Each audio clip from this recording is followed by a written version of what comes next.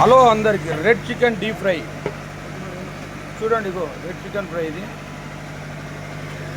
Red D chicken fry.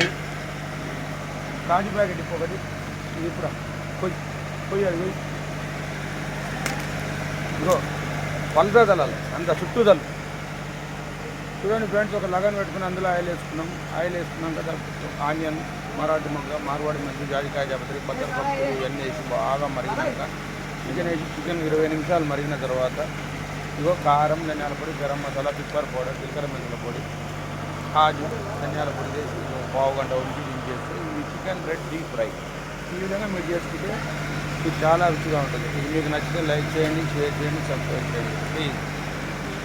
Phone number 9989161675.